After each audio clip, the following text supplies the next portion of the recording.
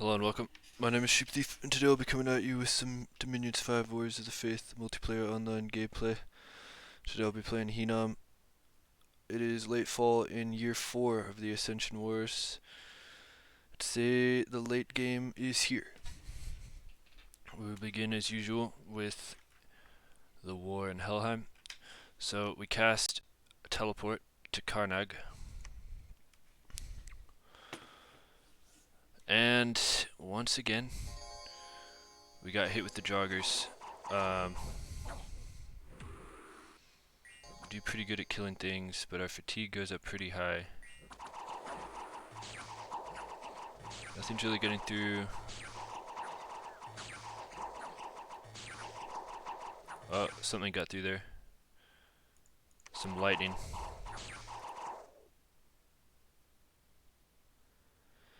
Yeah, this lightning vulnerability is not good. And then the Draugrs once again fatigue us out.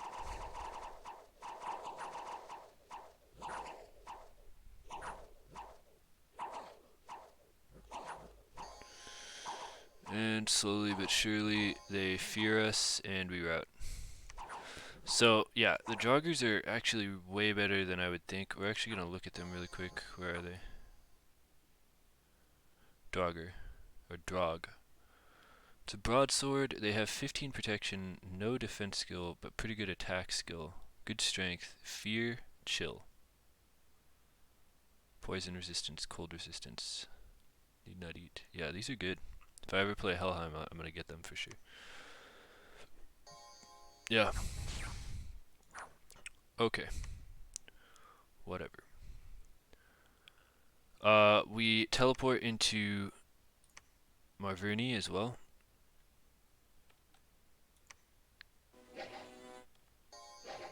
See how this goes. Why is he casting Soul Slay? Did he Soul Slay their leader? That would be pretty sick if he did. Okay, whatever.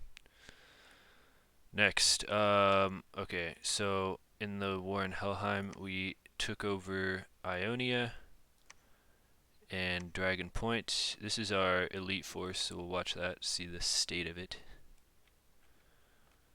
It's looking pretty good. Here are the Drakes now. I think we'll probably want them, since we're casting Divine Blessing, we're moving directly forward with the Rephaim. And then waiting on the wings with the Sirim and the Demon Knights. The Devils come in, do decently well. Yeah, look at that shock damage.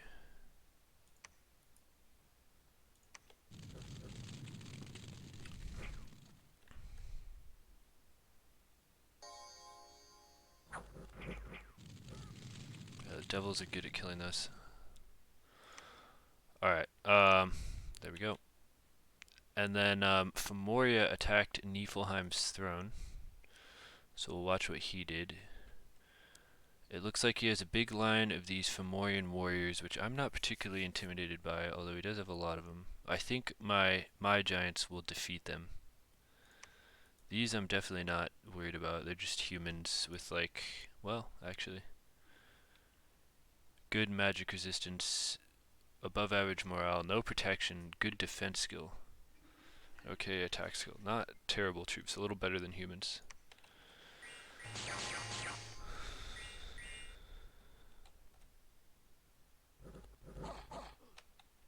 And yeah, lightning bolt. This is where having like wyverns, manticores, all that stuff swamp the backline, and devils as well would be good. And then this line of these things, I'm just not that worried about them. Their protection isn't bad. Oh, but they're susceptible to fire. That's good to know. Why is that? Did he cast like mass protection or something? Let's rewatch that.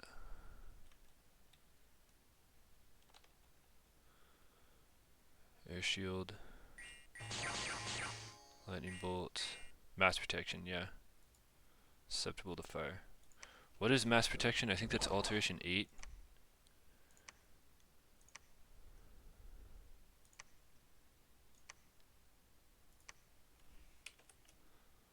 7. Alteration 7. Mass protection. What is his level 3 caster?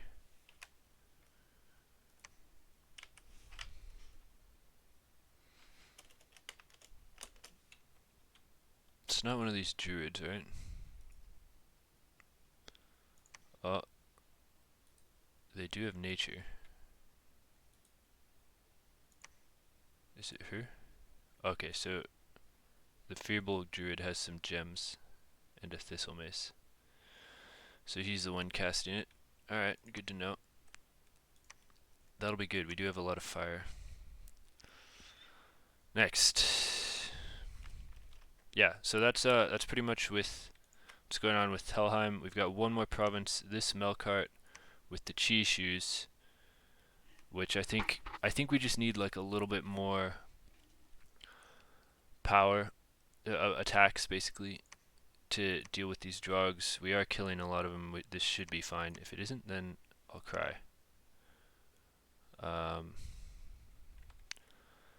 The army is moving over here,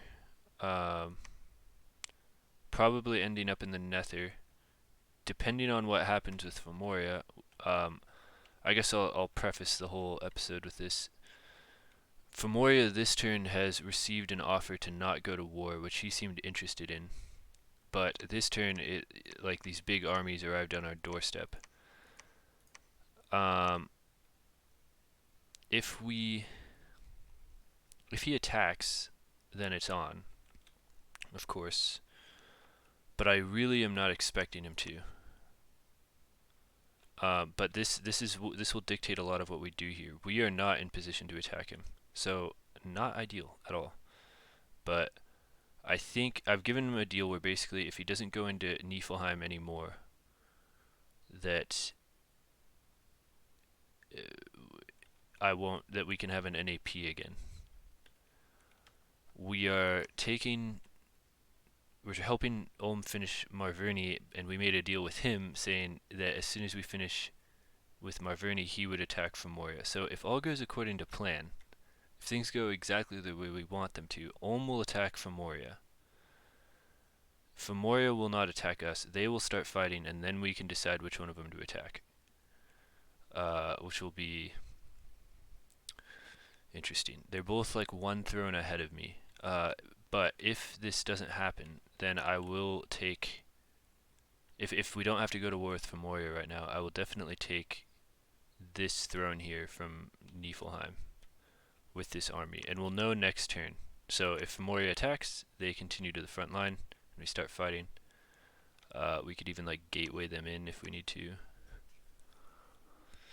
If Femoria does not attack, then we will take this and probably a lot more of Niflheim's territory, including Niflheim itself, hopefully. Where is it? Niflheim is there. We want that for sure. So we'll probably try to like get all the way over here.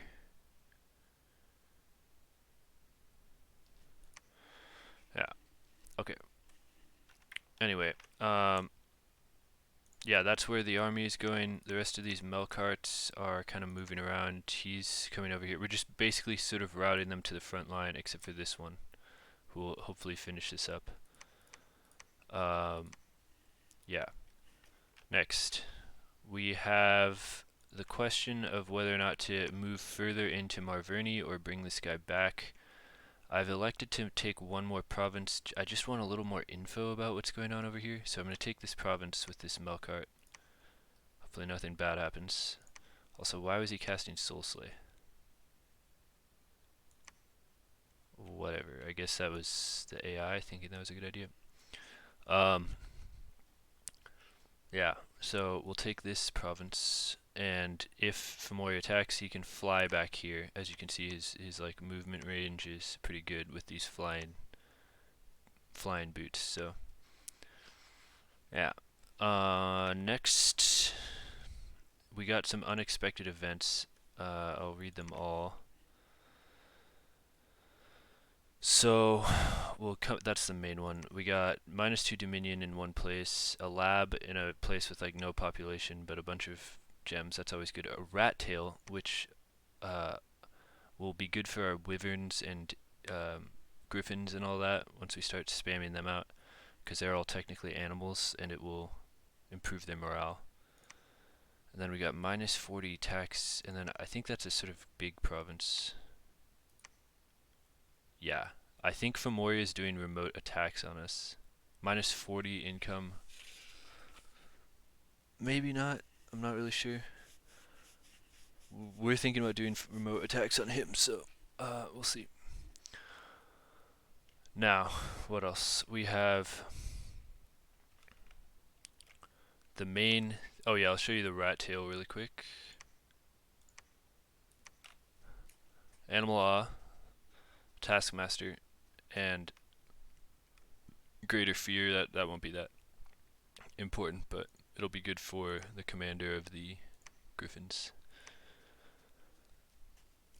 and Wyverns and stuff. Next, the main unexpected event is this lightning from Wrath of God. 19 units were wounded and 11 units were killed. Among them was Robior the Wizard. 11 units were killed. I don't know where they were aside from Robior the Wizard. None of these, maybe some of these thralls got it. But basically this can one-hit my wizards, which I'm really displeased about. The main thing I'm doing so far is just putting copper plates on wizards, and we're getting more of them, more copper plates, because I mean, like, actually we could give this owl quill to you. So, the question is really, should we rush? This kind of diverts into research. Should we rush enchantment 5 for dispel? We could do it. I suspect he did not put much more gems into it. I doubt he over-invested in it. I'd be willing to put 40 astral pearls into dispelling that for sure, although we do have to be careful. But the thing is, we can alchemize so many. We've got a huge load of water. We have essentially 175 astral pearls worth of water gems, a bunch of extra fire. We can afford it. I think we do want to finish up evocation. The question is, at evocation 5, is there anything essential? Earthquake, I just don't think will be that good against Femoria. Maybe against his mages in the back. Yeah, I don't think Falling Fires, what's this? This would be good if he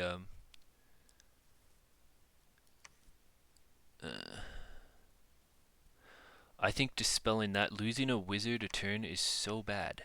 I'm going to do that. So what are we looking at here? I think we're gonna do enchantment 5 to dispel that. That needs to go. We could also dispel his other stuff, which if we find out that he didn't overinvest in these globals, then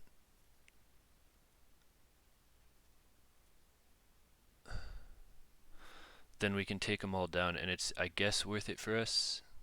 It's like we're losing astral pearls, but he's losing more. I don't know. We probably won't take down Mother Oak. That's not essential. So we're going to do enchantment 5. The question is, there are a bunch of things in here that are also good. But we're going for this mind hunt thing, and I have a feeling this mind hunting will be good. So we'll get mind hunt after that. Then we need to climb alteration. We need to get to alteration 7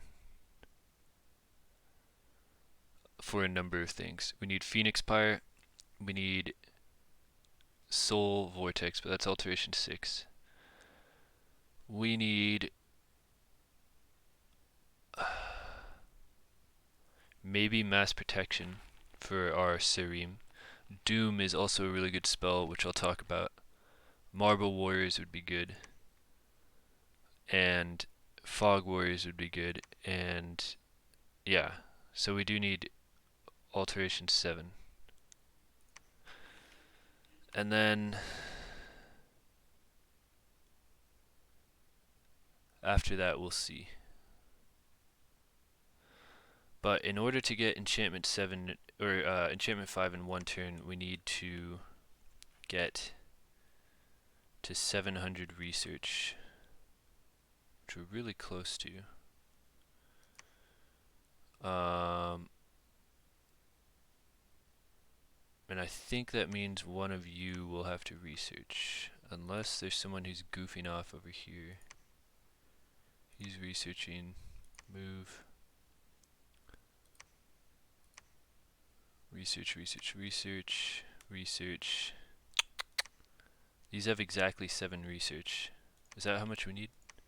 We need 8 research. Okay. I think we will have to have one of you do nothing. Research. And you can do something else. That might free up, actually, we might be overkilling 11. That might actually free up one of these guys if we want one of these Akkas to do something. Anyway, I'm kind of rambling here. I think that's what we're going to do. We need to dispel that. The other thing that does is it gives us Thunder Ward, which I'll show you here. Thunder Fend is not the right one. We need Thunder. Thunder Fend does it for your whole army. Thunder Ward is enchantment 5 and only requires an air 2, which we kind of have a lot of, which gives us shock resistance 5. It won't be enough to stop a Thunder Strike from killing like a wizard, but it would be enough to stop a Lightning Strike from killing a wizard. And it would be enough to kill or to stop a Thunder Strike from doing a ton of damage to one of our elites or something. And then on top of our Blessed troops, shock resistance 5, the Bless. Our Melkarts, because of the Iron Face, have basically break even. But our troops will not have that susceptibility, and so they'll be up to 10 shock resistance. That's like pretty good. Lightning bolts won't hurt them. Yeah, so Thunder Ward is another reason enchantment 5 is good. Was I just looking at this? Oh, no. Yeah, we get Thunder Ward, we get Watchers, which I just found out. Watchers are, they get a patrol bonus of 50, which means if we don't go to war, we can put these in our blood hunting provinces and get, like, for 5 air gems, like a ton of patrol. So we'll definitely do that. It's magic. It's a magic bean, so we need a magic leader to do it. And actually the way to do that will be a sleeper, which I don't think we can. Conjuration 5, we can do that. So if we need, yeah, this is situational, but we might do this just to, yeah, use magic leader 80. We might do this just to, it's just another reason enchantment 5 is good. Thunder Ward, Flame Ward, I don't think we'll need that much, but we could put it up if we're worried about some troops not getting burnt by our fire drakes or something. Trade Wind is a no. Yeah, we have Dispel, obviously. We have Horde of Skeletons, which our vampires could do. We do have a sizable amount of them now, and actually it's feasible for us to start climbing death. It's not imminently necessary, but that is what it is. We also have Foul Vapors, which would be good against Ulm if we fight him, but not very good against Femoria. And yeah, the Gargoyles, I don't know if they'd be useful. I pulled them up just to look at them. They have a bunch of like mundane resistance. They are a magic bean, another not great thing. Um, they are flying, and so they can be part of our backline attack. Mindless might be useful, sort of. I don't know. I don't know if we're gonna spam these out. It would have to be our pretender that's doing it, and so I don't really think these are gonna be used. But I just looked at them. They're size 2 as well, so if you get a lot of them, it could be a pretty powerful backline attack. But I'm not really sure. They have not a lot of hit points, good protection, but that is just an option. We talked about the Watchers. They have good hit points, but they can't move. That's the catch with them. Yeah. What else? Yeah. So we're gonna get that in one turn, and then go for this other stuff. This all depends on whether or not Fimoria attacks, but Wrath of God needs to be dispelled for everyone's sake, and I think I'm the only one that has the astral path to do it. Whether or not that'll trigger Fimoria, I don't know, but I'm just gonna say it's me dispelling Wrath of God. You're killing my wizards with it. Sorry. Uh, Next. Blood economy. So we have 90. We had 96 slaves. The question I have is whether or not I think we're not, because we need my pretender researching this turn to get enchantment 5. So we're not going to do it. But what came to my mind was a number of spells. We talked about Thunder Fend. Thunder Fend is a better version of Thunder Ward. Thunder Fend does it for the whole battlefield. Thunder Ward for an area of 15, I believe. This kind of, as you can see on the notes, comes under our strategy for. One sec. Dealing with Fimoria. The first thing is. Well, let's just go in order. Blood economy. We have 29 blood slaves left. What we're doing with them. Well, wait. First, let's talk about. Somehow the Mound King here died, and I think it's from Wrath of God. Another reason it needs to be dispelled. These Mound Kings have 7 hit points. If they get hit by a lightning bolt, they die. This is messing up our blood economy. As you can see here, we have to have these guys patrolling with all this stuff. Not ideal at all. Hopefully, and the unrest jumped up, of course. We're researching with one of them, patrolling with 2. This is now an idle blood hunting province. Really annoying, really annoying. Anyway, next, what are we doing with them? We're continuing to get devils, because I think they're going to be really good in fights against Fimoria. We're getting 3 castings, or we're getting 2 castings of Serim, and the question is whether or not we get a third or save some blood slaves. We'll revisit that.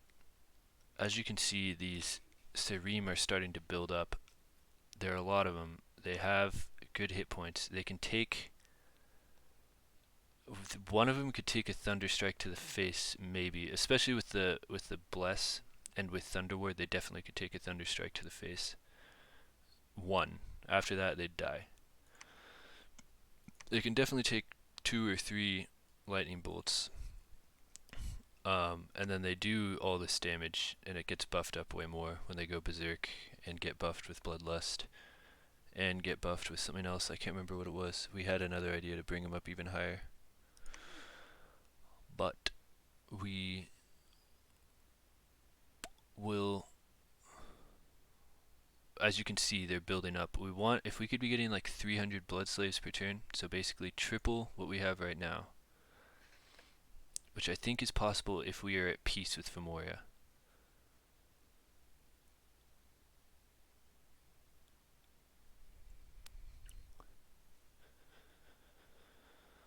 I don't know.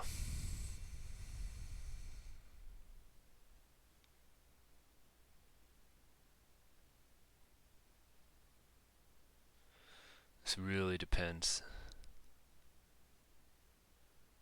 on what Femoria does here. He could invade me. He could drop both of these on this throne here. Probably crack the fort. And we'd be a little bit in trouble.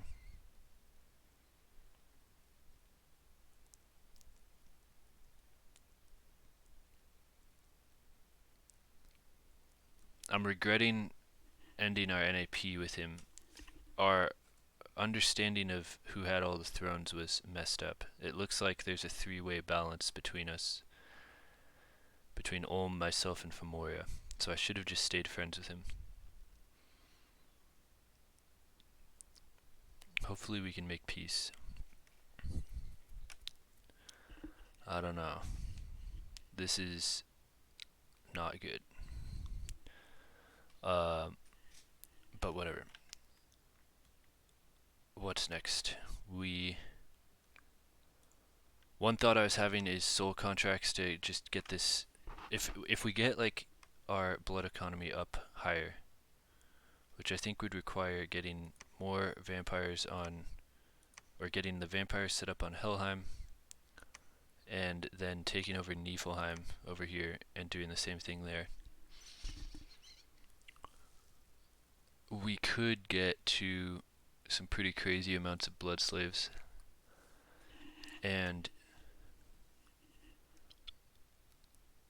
I don't know, this is all in the future. We could do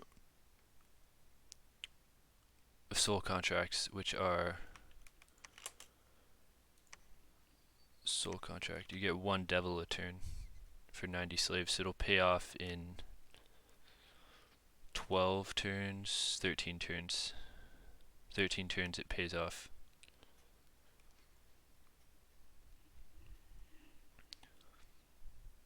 I don't know. It's better to do this earlier.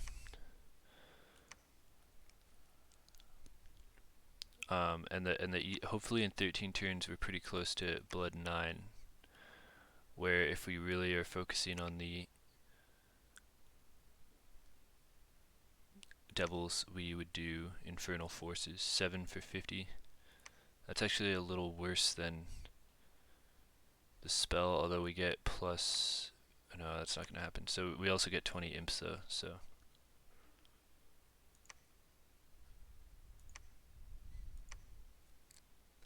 okay, next. Well, I mean, the question remains: what do we do with these last 23 slaves? Do we save 29 of them, or get another cast of Sirim in there?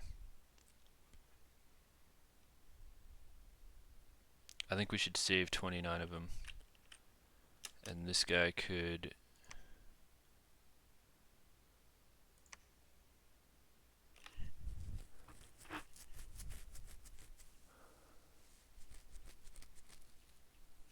If Femoria attacks, a lot of our Melkarts are going to be out of position. Let's just have him research. We need to be able to counterattack if Femoria attacks, so...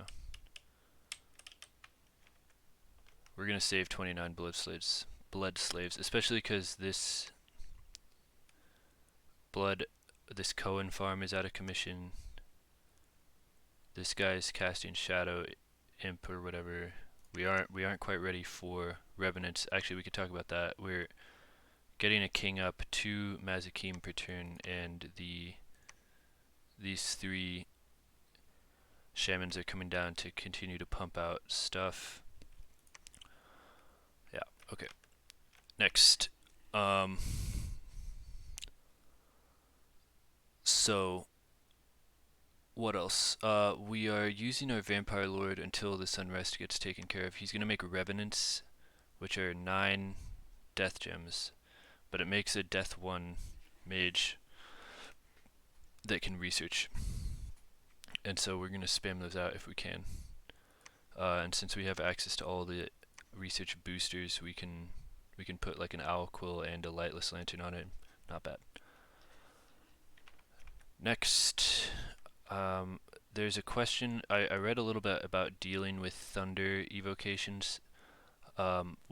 It seems the trick is to have big groups of units with high HP that don't have shock resistance. Our sacred troops have shock resistance, and so if we have a large group of units that don't have shock resistance, they should get targeted. And I think what my two candidates for that are behemoths, which have fear, resist poison, and resist cold. And they have 104 hit points. They have 22 strength, so they'll be decent in sieges, and they're kind of cheap. These are an option, and then the other more classic option that I read about are vine ogres, which are also cheap. It's 3, and you get 3 nature gems for 2 of them. There might be ways to buff this with those like vine king items. I'm not really sure. I think that might just apply to vine men. But this is the other option, behemoths and ogres. So that's what I was thinking about. We're not quite ready to do that, but if we need to, we will. The other, we talked about Thunderfend, Arrowfend, and Wind Guide.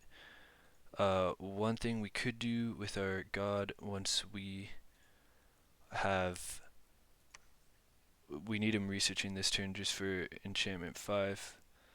But once we do that, we could break out Naiads, which are Water 3, Nature 3. They're really good, but they're kind of stuck in a province. But I'm actually kind of okay with that because this is a throne province that Femoria wants, and they can research. As you can see, they have... actually, I take that back. They have 10 hit points, so they would get killed by his Wrath of God, but we're going to dispel that before these would even come out. But they have good magic paths, and they can like self-summon a little bit like the vampires. So it's 35 nature gems, maybe not the best use of them, but they could cast Falling Frost at Evocation 5, which does 17 damage, which is more than Femoria's native cold resist. It should be pretty good. The problem is it'll be in our Dominion, which is hot, and I think that might affect this, but if it doesn't, then it should be a decent spell. I know it's like one of the best water evocations, so they could spam that out in the event that he tries to take that province. Next are these remote attacks, Raging Hearts and Rain of Toads, which I watched a video about. Perun, if you guys know Perun, Perun, is a YouTuber who has a lot of guides, so I fully recommend watching his videos on remote attacks, which he has 2 videos, one for remote attacks that attack provinces and one for attacks that attack armies. These ones are generally considered to attack provinces. However, Reign of Toads affects, gives a 4% disease chance. This will be good against, like right now, it would be kind of good to cast that against these if we weren't researching with our Pretender. And if we weren't hoping that Femoria doesn't attack us.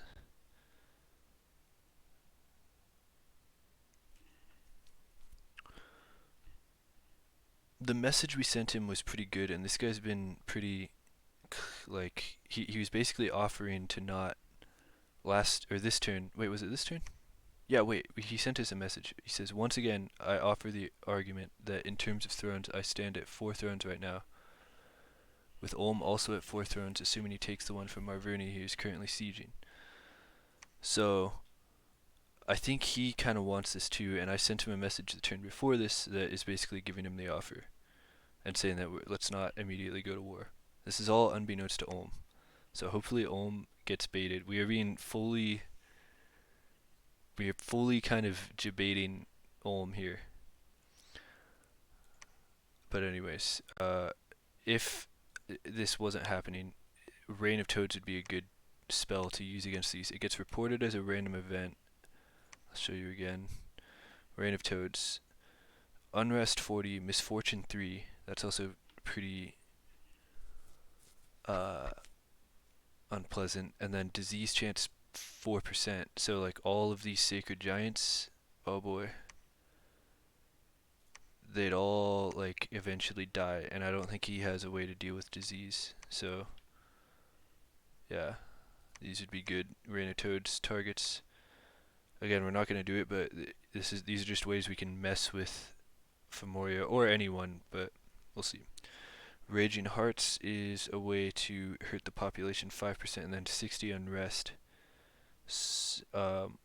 And it's only 10 fire gems, and we have multiple people that can cast that. Although one of the wizard that would have been a good caster of it is now dead, thanks to Wrath of God, but whatever. This could be a way to shut down any essential provinces we think he has. We need to figure out where Femoria is. I'm not really sure where he is, where his capital is. But hopefully that improves as our shadow imps start to infiltrate his territory. We've got one in there, we've got one moving in. We're going to have a steady stream every turn of shadow imps that are going to cover his whole territory. And then we'll do the same thing to Ulm. Next, also let me check the time. 36 minutes. Alright, yeah, we're gonna finish this up.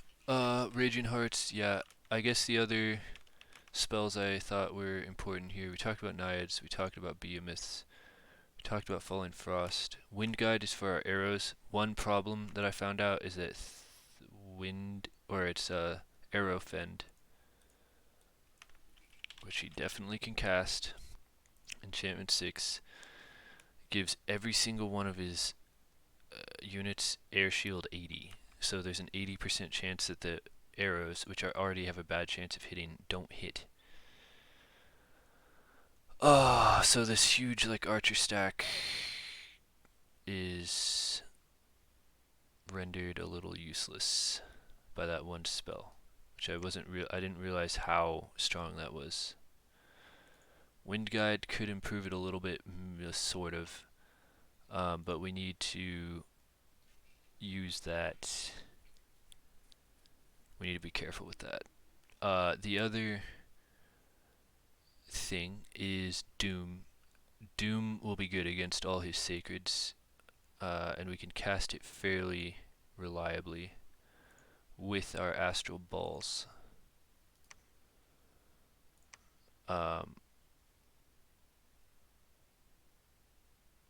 Like we could teleport on him, cast Doom, and leave.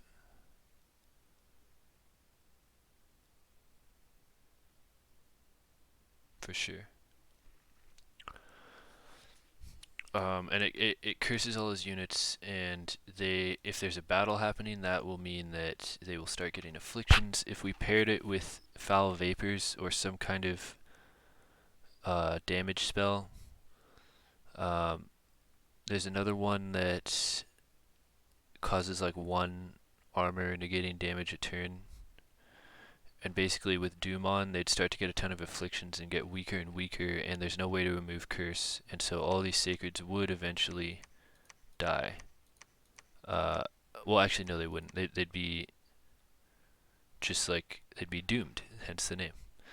As the fighting goes on, it would be worse and worse for him. Yeah, I think that's it, I guess. That's at Alteration 7, though, so we're not quite there yet. I think that's pretty much it for this turn. There's not a lot to talk about with diplomacy. We've given all of our troops orders. We'll see what he says. I don't expect him to attack. He got some messages this turn.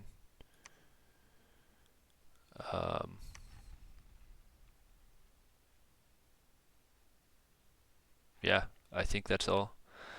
What we're kind of missing, we're a little low on gold. We had to like reduce our Dawn Guard recruitment to kind of do the things we need to do. And the thing is, like, we're getting a wizard and a ball next turn, so we need some extra gold. Yeah, things are a little dicey for us, but we'll see. Thank you for watching, and I'll catch you guys in the next episode.